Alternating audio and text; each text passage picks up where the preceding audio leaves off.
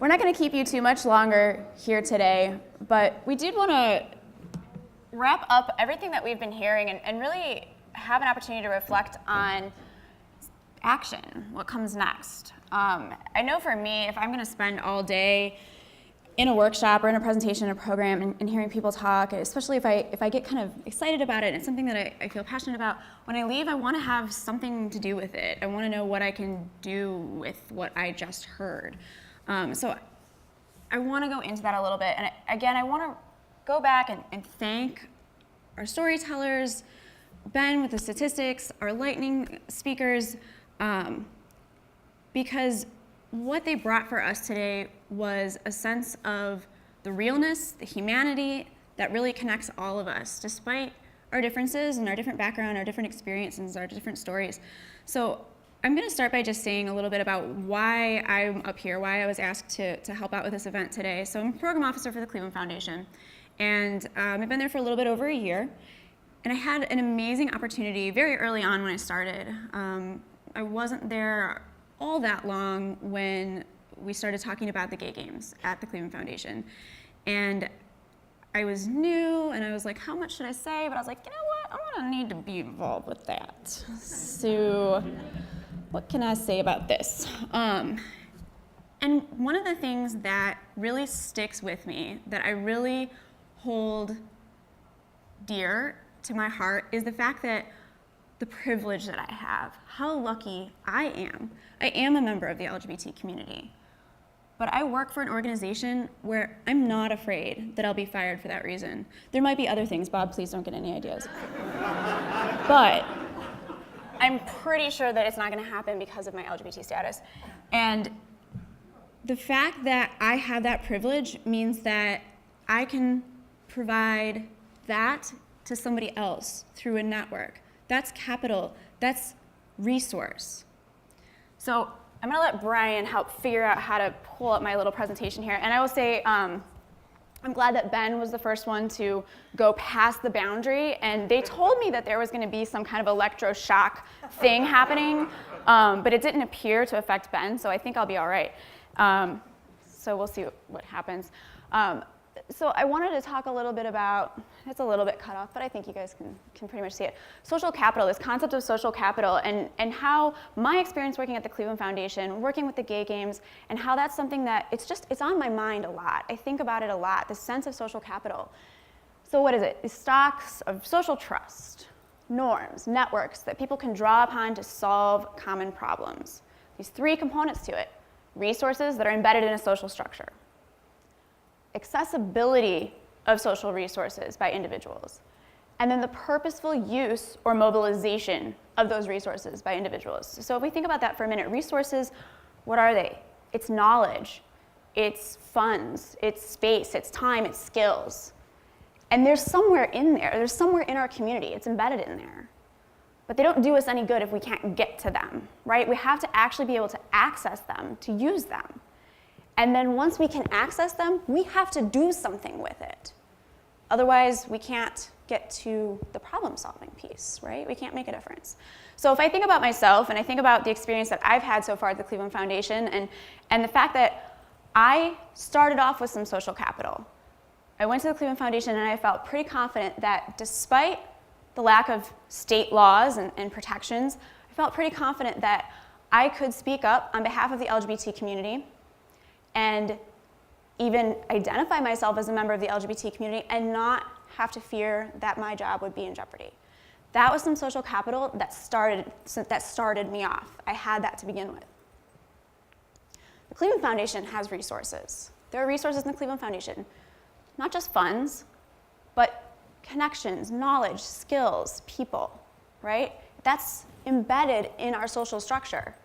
So how do we access that? And that's part of what I do. That's part of what our foundation does. We don't just provide money. We have folks that work in the community. We engage with the community. My department is called Community Responsive Grant Making. We're responding to the needs of the community. So it's not just about these resources hanging out there. We have to actually engage and find a way that people can access those, right? Then people have to be able to use them. So when I said I'm gonna really need to get involved with this whole gay games thing that's going on, right? We made the grant. It was exciting and it was awesome, and we could have left it there.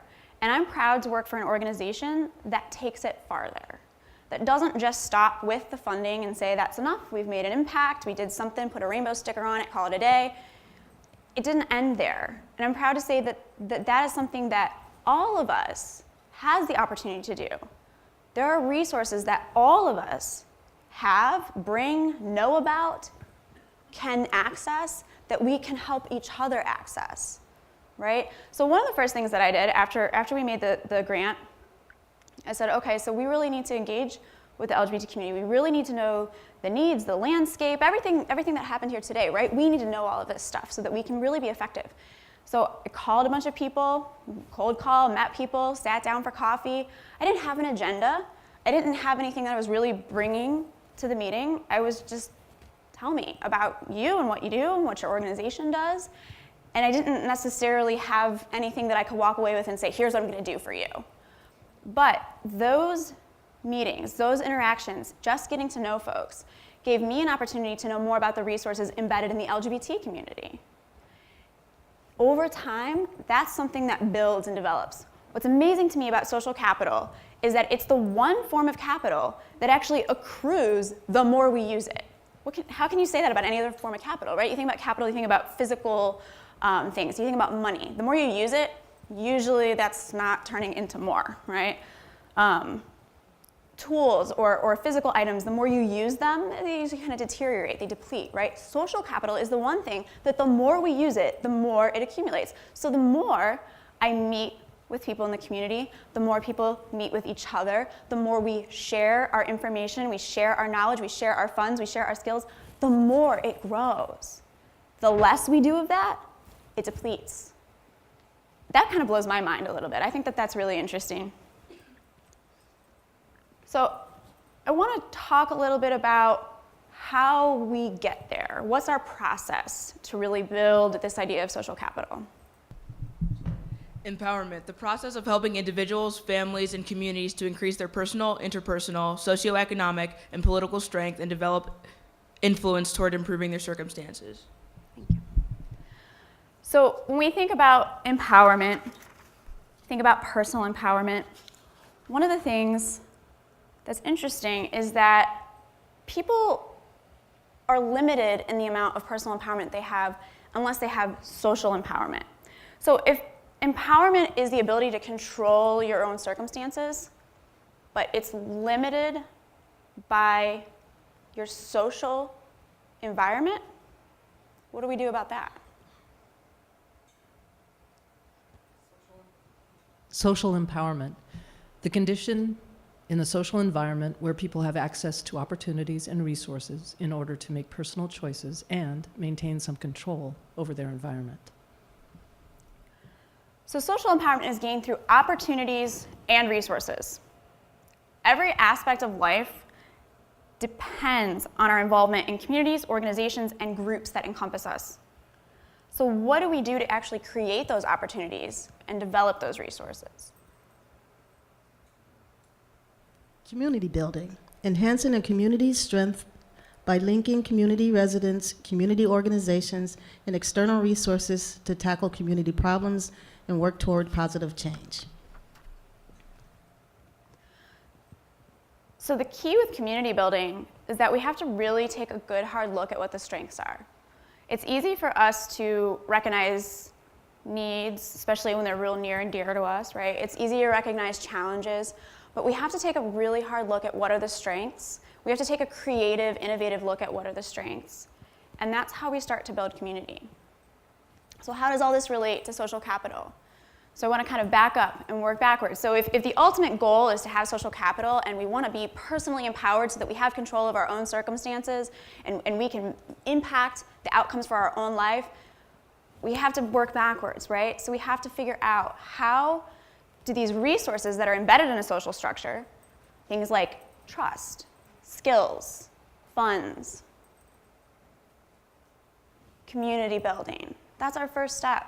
The strengths, the resources, they're within our community. They're within our sub-communities, our LGBT community, our community of women, our community, whatever our communities are, and they're also in the broad community. That's where the resources are, right? We build community, we look at the strengths, and that helps us move to being able to access those resources. That's our social empowerment.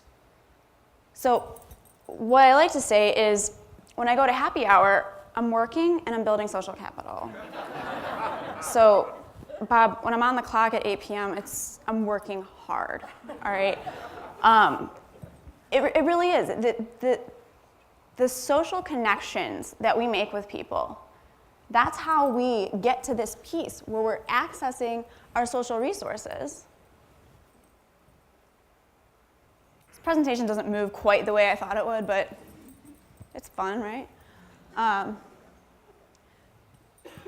When I met with people one-on-one for the first time and said, tell me about your organization, tell me about what you do, tell me about your needs, one of the things that I heard a theme about was people were pretty aware of their own organizations, their own groups and programs. They were pretty aware of what they maybe weren't so successful with. There was a lot of groups that said, you know what, we know that we're not really reaching the trans community as much as we'd like to, or we're not really engaging racial minorities from the LGBT community as much as we'd like to. Groups are aware, right? The broader community, for a lot of us, we're aware when our organization, our networks aren't including the LGBT community as much. But it's the what do you do about it piece. And the social capital, the social networking, the social empowerment piece of it comes when you go to those happy hours, you go to those events, you talk to people, you follow up, you talk again, because that first time you talk to somebody, it may not lead to any action steps, right? But then a month later, you talk to somebody else and they talk about something that they're doing, and you're like, you know what? I think you need to connect with this person because they're doing this thing, and it would make so much sense for you guys to work together. Do you know them? Let me introduce you. Let's talk together. Let's get coffee together. So there's also a lot of coffee on my personal expenses. You're welcome, Starbucks, Phoenix, etc. But that is how we build our networks, and that is how we move capital between us. And I think sometimes we can get a little bit stuck. We can get a little bit defensive around, well, you know what? I built it. They didn't come. Not my problem, right? Not on me. So I don't discriminate. I say that my events are for everybody. And if gay people don't come to my events, or if I have a gay event and trans people don't come to my events, they could have come. It's not my problem, right? It is. It's all of our problem. But it's also not expected that each of us can solve that on our own. So what do you do with that? So if you really want to, you leave here today and you're super inspired, of course, right? Obviously, I can see it, feeling it. You leave here and you're super inspired, and you're like, how does my organization really start to involve the gay community more? How do we make an impact? What are we going to do about it? It has to be intentional. You have to reach out. So it's not just, I'm going to go back and talk to the people at my work and say, let's throw a party. Let's put a program on. Let's do a workshop. And just expect that the LGBT community will come and will engage. There needs to be some intentional relationship building, some reaching out, right? So calling somebody up and saying, hey, be vulnerable, put it out there, be honest. Hey, we're not so great at including the LGBT community in what we're doing. I'm not really sure where we're going wrong or what we need to do. Do you have any ideas? And folks in the LGBT community, you don't have to come and be like, I know exactly what you need to do, I have it figured out, here's the printout. Talk to each other. You know, say like, that sounds like something people would be interested in. Let's talk through it together. When I first started working with the Gay Games after the sponsorship, and we were talking about this community engagement piece, and I love how Mary brought up that she was like, I want this to happen. I want this community engagement piece to happen. But their staff needs to focus on making this game successful. And there's a lot of components to that. So we met, and we met, and we met again, and we met some more. I met with Phyllis, and she was like, you know, we're going to partner with the Gay Games. We're not sure what it's going to look like yet. How's the LGBT Community Center going to partner with the Gay Games? We're not sure. The Gay Games were like, we need to partner. We're not sure. And that's okay. That's okay. Because the more you have those conversations and say, well, tell me more about what's happening with the gay games. What are your challenges? What are the things that are going well? What might you need some help with? LGBT Center, what are the things that you experience? What do you do? Once you talk it out, put it out on the table, brainstorm with each other, that's where the solutions come from. We don't have to just all have them all automatically queued up. We really need to build that trust with each other to develop those things. So if this wants to work, it doesn't want to work for me.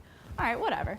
So then we'll move on to our purposeful use of these resources, right? So once you've you've identified your resources, you've talked to each other. Sometimes talking to each other helps you identify resources that you didn't even know you had in your bag. You didn't even realize that that was something that you brought to the table, right? So you identify those resources, you talk, you figure it out, you network, you get to know more people, you say, let me connect you to this person and to this person, and hey, you know what? Were you at this event last year? Because it seems like you should be at this event. Let me see what we can do to make this work. You get all of that happening, then people have to actually do something with it. They have to use it for a reason, right? There has to be a purposeful use of it. So if somebody comes to you and says, I'm really interested in how to involve the trans community more in what we're doing with this work over here, have those discussions, figure out what those resources are, connect up, and then bring it, right? On both sides, we have to bring it. And if there's a reason that it's not working on your side and that you can't bring it, say it. Talk to people, talk to each other, right? We can help problem solve with each other because that's how our social capital grows and accumulates. The more we say, you know what, it just didn't seem to be working, or I don't feel comfortable, I don't feel welcome here, it doesn't seem like anything I'm doing is working, the more we back away from it, the more our social capital depletes. And we don't have it anymore, it goes away. The more we step into it and say, I want to make this work, I want to talk about it, I want to figure it out, I want to put it out on the table, the more our social capital grows. And one of the important reasons, one of the big reasons that I wanted to bring up in the beginning when I talked about the definition of ally is because I cannot understate, I cannot overstate the importance of allies. Because the LGBT community, you know, we talk about empowerment, we're empowered, we can help ourselves, we can do things for ourselves, but we cannot do it alone. We really can't. The stakes are high. When you think about when you go back to work, to wherever you work, you go back to your community, the groups that you're involved with, the church that you're involved with, the stakes are higher for someone who's LGBT. Not even about coming out at work, but to go to work and say, hey, do we have any gay people on our board? Are we representing the gay people, the gay voice, the gay community? Are we representing them? Do we have anyone on our board? When we put this program together, when we do these services, have we considered how the gay community might benefit from it?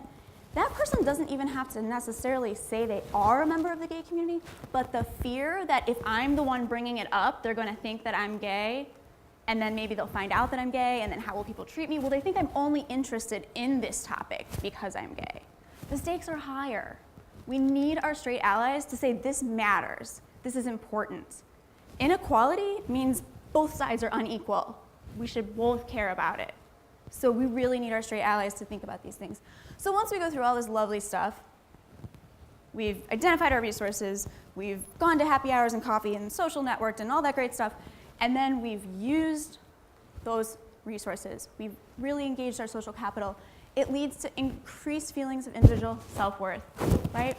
Once we become empowered, it improves our physical and mental health. We're more effective in promoting our political and social equality. Oh, I'm messing up my phone. Sorry, folks. I was getting really passionate, too. And we have greater economic prosperity. Once we engage all of these things, it leads us to this, which are pretty powerful things. So before this event, I put together a little survey because I said, how can I possibly stand up here and talk about community building and social capital and networking and all this great stuff, and it just be coming from my voice, right? Because it's not about what I know, it's not about what's been researched, it really is about all of us. So I put together a little survey and I sent it out to LGBT organizations that I was familiar with.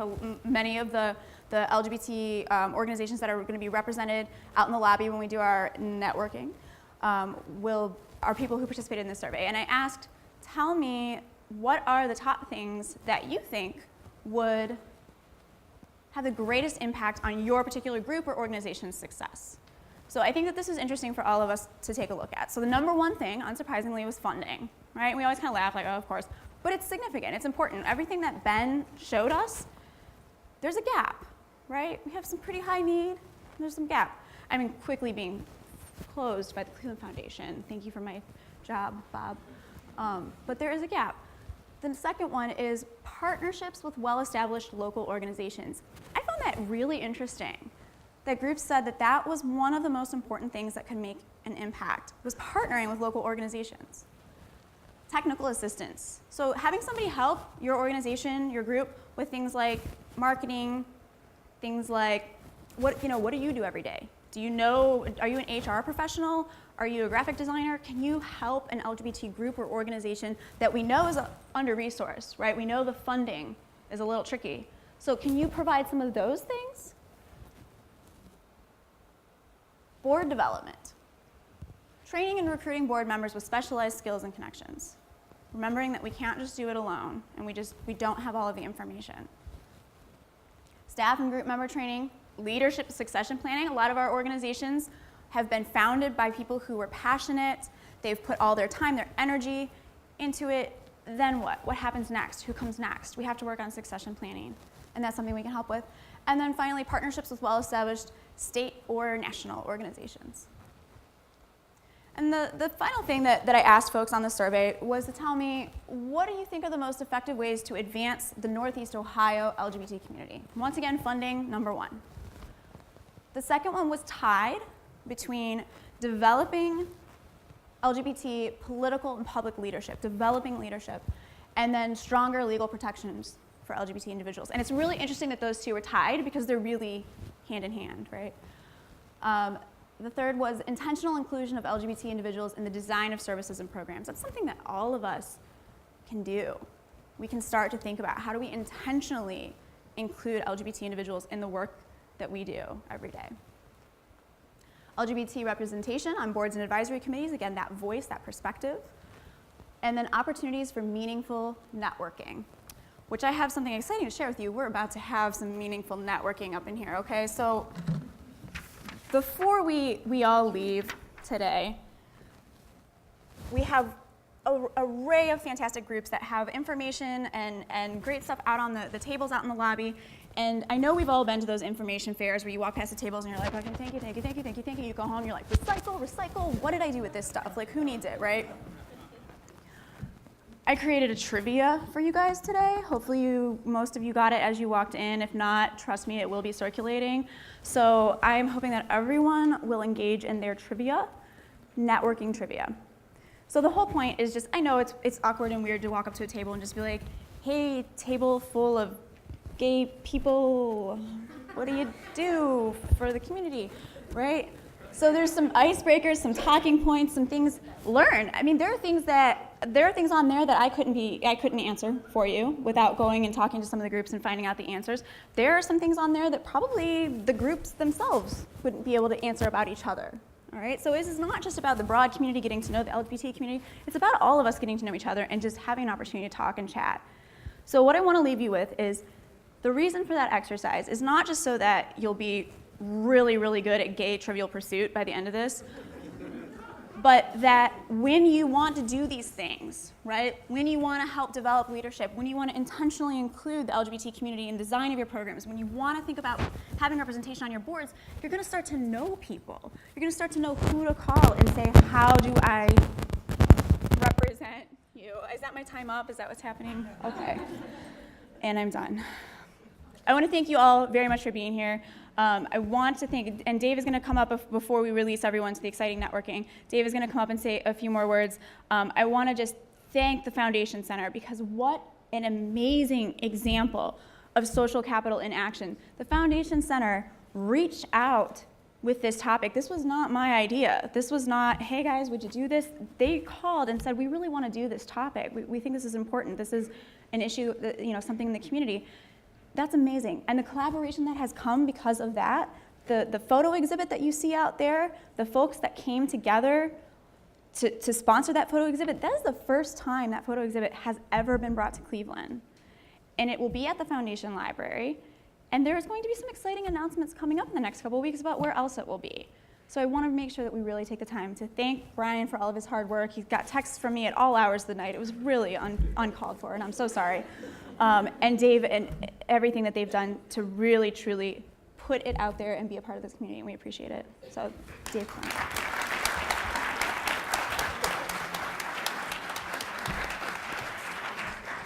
Thank you all for coming. Thank you all of the speakers, all of the sponsors, all of the collaborators that have been involved.